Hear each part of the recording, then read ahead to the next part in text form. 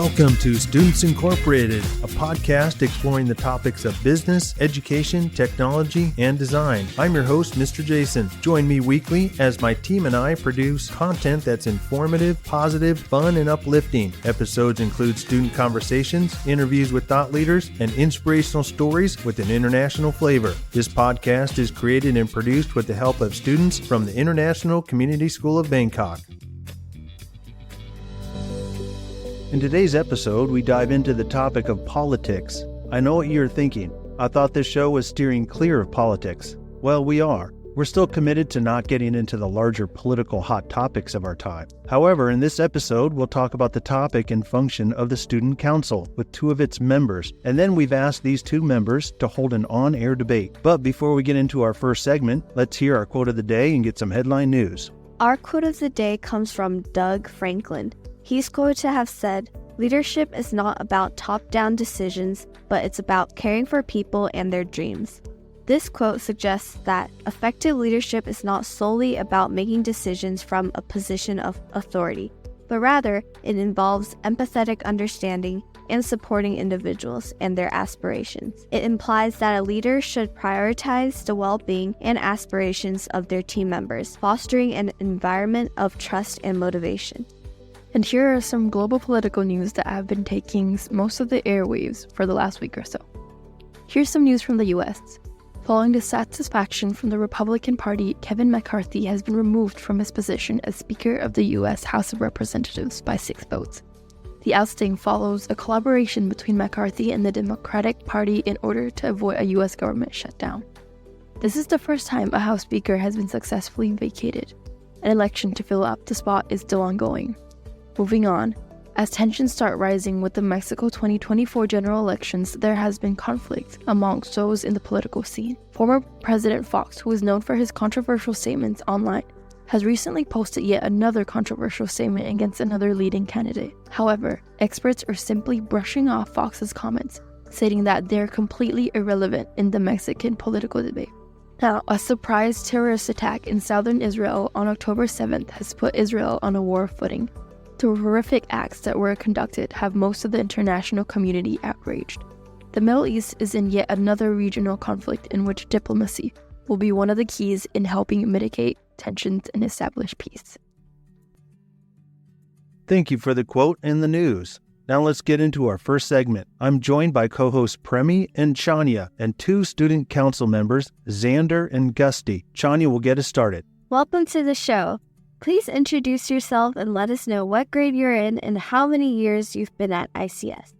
So, hi, my name is Xander. I'm currently the president for the Student Council here at ICS. I've been here since K4 for now about 14 years. Hi, my name is Gusty. I'm in grade 12 as well. I'm the Student Council Vice President. I've been here since K5, so this is my 13th year. All right, thank you so much. Our first get-to-know-you question is, what is your favorite subject in school and why?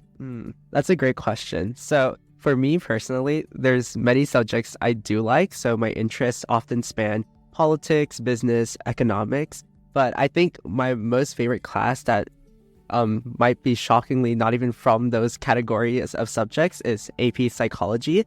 So I think there's a lot of interesting concepts that I was learning with Mrs. Julia. And I think being able to put names to a lot of the phenomenons that we see in the world is quite interesting to me. And also, Mrs. Julia has a lot of games that are psychologically proved to make you interested in the subject. So I think that's my favorite subject at the moment. For me, I like AP Physics the most. Xander is normally the humanities kid and I'm the STEM kid of us two. So I like AP Physics mainly because of how hands-on it is with all the labs and whatnot. They're all really fun. I know Yen and Hao might disagree. I really like AP Physics because of the fun activities we get to do, such as throwing water off the 4th floor. And one more get-to-know-you question. If you were to be president or prime minister for just 1 month, what would you do? So the joke answer that I have is that I would do what Joe Biden has, which is a button on his desk. When he presses it, someone would deliver ice cream in under 10 seconds. But the more serious answer is something I'm doing related to my community service project for Capstone, which is I'm currently working with the Talent Department of Corrections to help incarcerated individuals I think as president or prime minister, I would have the power to give individuals parole, especially in the cases where they were wrongfully convicted. So that would be the first thing I would prioritize. That's really inspiring. Yeah, okay. By my response, I think you could tell who prepared the response and who's freestyling. But I would get rid of ROTC, something that I, Xander, and Yenhao all dislike. It's a waste of a Saturday, and I don't think we're going to wage any wars against any country soon. So I think that's fair. Oh, well, okay. Moving on to some questions about the student council. What role do you currently hold, and can you explain what responsibilities come with that role? Yeah, for sure. So I'm the president, as I mentioned in the introduction, and the two main jobs that I have is, firstly, I lead a lot of the meetings that we have. So we have meetings every single day one during lunchtime after chapel, and I do talking like 80% of the time, and the other 20% is Gusty's interjections. And I often do things like plan details for student council and keep everybody on track. Secondly, though, I also do a lot of communication within and outside of the student council. So I talk to a lot of administrators about various school events. I also contact things like hotels for the banquet that we're going to be having in April. yeah, so my role as the vice president is kind of as Xander's right-hand man. As Xander said already, my 20% of interjections during meetings really helps. But I think my main role is really behind the scenes with Google Forms and Google Sheets. That's where I don't want to brag, but that's where I shine. So I handle a lot of the logistics side of the student council. Continuing on with the topic of roles on the student council, what are the other roles associated with the student council, and what responsibilities do those roles have? So broadly, there are 4 more roles that exist in student council. So the first is secretary, which everyone also votes for. So these individuals, Minjae this year, keeps track of all of the meeting notes that we have every single week. And they also help us contact anything that we need help with. So for instance, if we need help with hosting ICS Got Talent, which shameless plug is happening in a few weeks in October, then I would say that these individuals, or Minjae, helps contact Mr. Micah, for instance, and plan out things or send all the list of the acts that he needs to prepare for. We also have a treasurer who keeps track of all of the money that we have, and they also deal with things like having a QR code to help make it more accessible to a lot of individuals, given that we're now in quote-unquote the digital age where everyone and their mother has their own bank account online. So I think that also helps with like making transactions as well. Yeah, so I'm going to talk about the PRs and reps. The PRs are really the unsung heroes of student council. They do so much behind the scenes. They do all of the art, all of the social media stuff. They also help out with buying physical objects such as shirts or getting connections. And in the PR group as well, we have a new committee this year for the sponsorship committee, which we yoinked Yoel from the senior council over. And he's helping us with some sponsorships for events such as ICS Got Talent or Banquet. And last but not least, we have the PRs who were elected by their own grade. Reps who are elected by their own grade. So as for reps, these are the liaisons within each individual grade. So everybody votes on them the prior year, or in the case of upcoming 8th graders, you voted at the beginning of your 9th grade year. And usually these individuals communicate through line, through email to everybody within their grade about potential events that's coming up so that nobody is left behind. And I think that's crucial in terms of school-wide events, things like Spirit Week, where everyone needs to know what themes is coming up so they can also dress up accordingly as well. All right, thank you so much. And I do feel like so many of the times, like if you're not directly involved in the student council, you might not know what each title and what roles does each title have to do. So that's really helpful and insightful. Thank you. And now diving into a more personal question, what inspired you to become involved with the student council? So context, I've been into the student council for 2 years. The first year I did it because I felt as if I just wanted to give back to the community that raised me for such a long time. But I think upon being part of the student council, I think what made me stay was the group of individuals who are so incredibly driven to make school a pleasant experience. So originally, I wasn't going to run for president, as many people wouldn't know. I was only going to do student council for 1 year, but as the 11th grade rep, when I literally shared blood, sweat, and tears with every single one of other members in the student council during hosting things like Banquet or ICS Got Talent, I feel like the level of camaraderie made me want to stay for 1 more year, or at the very least, be president and help give back to help create that same environment for future generations as well. Yeah, for me, I think Xander hit on a lot of the points that I want to talk about, which are the sense of camaraderie, the spirit that we all have together, the suffering with each other. But what drove me to run for vice president this year was just to finally have a position that can make an impact. I was the rep in 10th grade, but I felt like my voice wasn't as heard in the student council. So I want to come back for 1 more year to try to get my voice heard, or try to actually make an impact on the student council. Now, onto some challenges. What kind of challenges does the student council face throughout the year?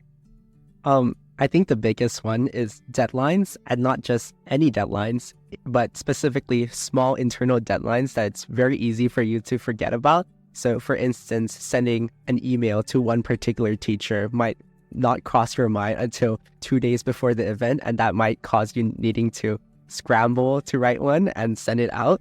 But I think what uniquely helps with that is Gusty's position as vice president, where he also does a lot of things with Google Sheets to have the itinerary of everything we have to do for a particular event. And in doing so, it makes it so easy for everyone to see what they have to do. But yeah, for sure, internal deadlines are what is going to destroy or make or break any student council. Okay, this is ironic because Xander just praised me about how organized I am with my itinerary because I forgot to email Miss Jen. Another role or problem that we may have in student council is definitely the money situation. Oh. Yeah, we make a lot from ICS Got Talent, but we also lose a lot from Banquet. So we really try to even that out so we don't make a loss from our year. So that's why we brought on along Yoel from to form the sponsorship committee as well, just to make sure we have enough money for next year as well. Those would be some hard challenges. All right, and we know that coordinating and working with so many different groups can be a challenge as well. In what ways does the student council collaborate with school administrators, teachers, and other community members in order to promote positive improvements within the school? So I think the first word that comes to mind is communication. So in particular, what we do a lot is not just communicate, as I previously mentioned, internally, but we also communicate with other individuals. So a great example is Spirit Week, where we had to contact the middle school principal, Mrs. Karen, and also the elementary school principal, Mrs. Donnie, in order to be able to coordinate things like themes and days with them so that ICS is able to have a school-wide spirit and not just a high school spirit. And I think in those instances, it showcases how communication is a key component of the student council, where we have to not only be on track, but we also have to be good liaisons between middle school, high school, and every single facet of the ICS community. I also want to point out the fact that it is the student council and it's made for students. So I believe that collaboration, or at least the student council helping out the student body, is an important role in which, for example, we have tried to open up the cafe in the ARC back up to the students even during school times. So we are doing stuff for the student body, not just for us. And to end this first segment, could you talk about any major projects or events that the student council has organized? So we have ICS Got Talent obviously coming up soon, but something I want to spotlight, or something I really enjoyed, was working with the administrators for Preview Day. So we did this 2 times this year. So we gave parents an introduction and a tour to ICS, and we walked around with them, took them on the tour. And I think this event was particularly memorable for me, because that's when you feel as if you are actually a mascot for ICS and you actually feel involved in the community. Because oftentimes working in the student council can seem a bit isolated at times, or if feels as if you're your own island of group of individuals. But when you're actually able to immerse yourself within those environments, that's when you feel the true impact you have as a student council. Yeah, and what Xander forgot to mention was he made 2 amazing speeches for Preview Day. But one of the major projects that I don't believe Xander mentioned was Banquet. We hold Banquet for the joy of the students. And as I said before, we make a loss from it, but I believe it's a loss we're willing to make to see everyone smile, be happy, or maybe even dance around. So it is something that I feel like brings the high school community closer together. So it's, again, a loss we're willing to make. And that concludes our first segment. We'll be right back with our second segment right after this short announcement. 1, 2, 3, 4. Welcome back from break. Hopefully you got some rest and spent time with friends and families. Our volleyball and soccer season is almost over for this school year. Thanks to our fantastic athletes for all the hard work you've done for ICS. Oh, by the way, congratulations to the boys varsity soccer team for winning first place in the ACSC tournament. Our basketball season is coming soon. Remember to support them as well in our next sports season. Moving on to theater, our Seussical the Musical is coming up. Don't forget everyone, Seussical tickets are out. Show day is on November 22nd and 23rd. Come support our ICS actors and actresses.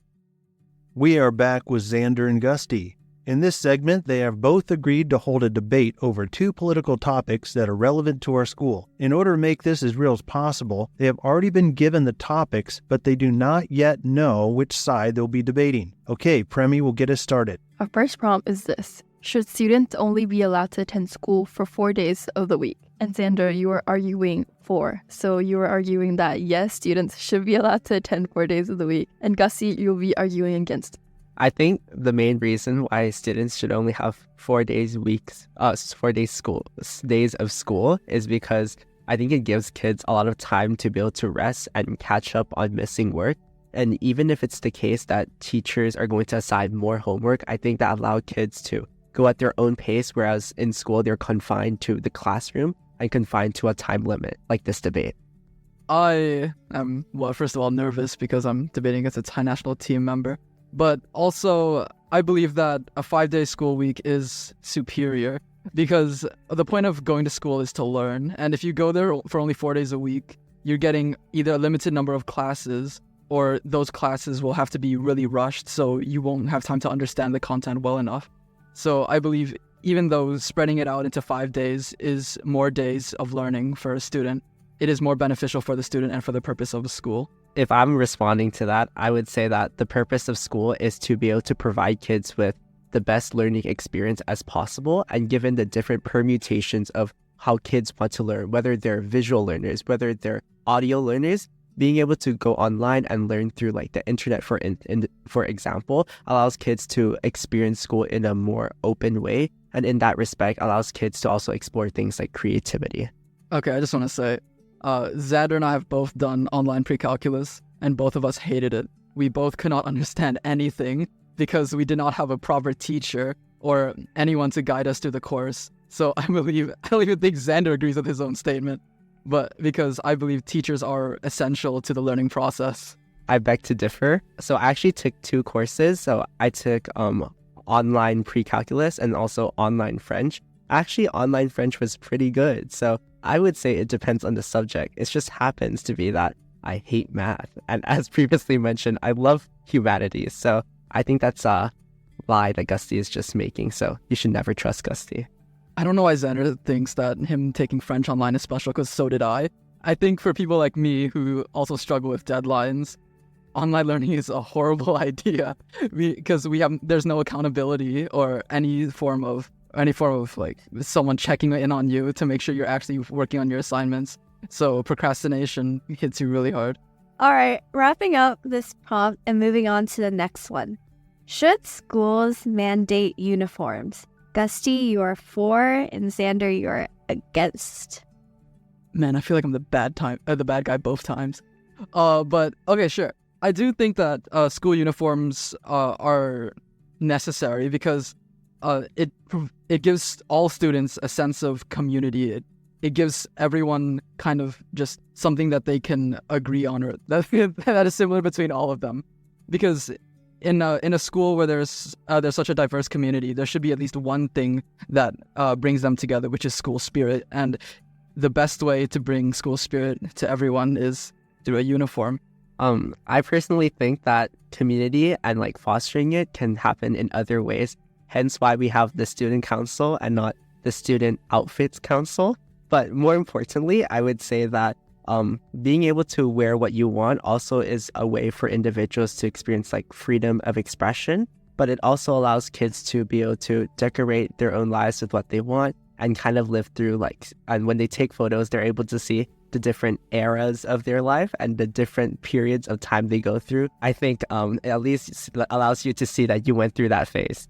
I just want to say your argument of letting everyone show their own eras is not a great argument if people have eras that, one, they're gonna regret, or two, are offensive or in any way harmful. I feel like if they're allowed to express their ideas or their opinions in a way that is harmful to others through free dress, I don't believe that it's good to have in a school setting. Obviously, there are limitations to what you can wear. So in the United States, for instance, where there are no dress code, no uniform, people still have dress codes that they have to follow. So I don't think people will show up in offensive clothing necessarily. But I think in general, what that also ensures is that freedom of expression for kids is something that kids can partake in, and it's at least an option that they can undertake. So perhaps maybe a good compromise between the two is if there's school uniforms, but you don't have to wear it if you don't want to. So it's basically free dress day every day, but with uniforms. Sure, but wearing uniforms is a more economically smart option because you have one set of clothes, or at least multiple sets of the same clothes that you are forced to buy, but you don't need to think about buying anything else or trying to be creative, and which may cost more money. So I believe wearing a school uniform is better for those who may not have enough money to spend on clothes that they really want to wear. I definitely think that's a valid point to make about the economic aspect of this, but I think we also have to consider that oftentimes, at least at ICS, the shirts that you wear, the pants that you wear can often be very costly, and imposing such a stringent standard for everyone to follow means that families who are financially distressed, for example, aren't able to buy those clothing. So allowing them to also opt into cheaper clothing and be able to wear that also allows them to access clothing in the same way for expression, for instance. Thank you so much for that fun debate. There you have it. Xander and Gusty have demonstrated that differing viewpoints and opinions can be logically discussed while maintaining a cool head. So thank you, guys.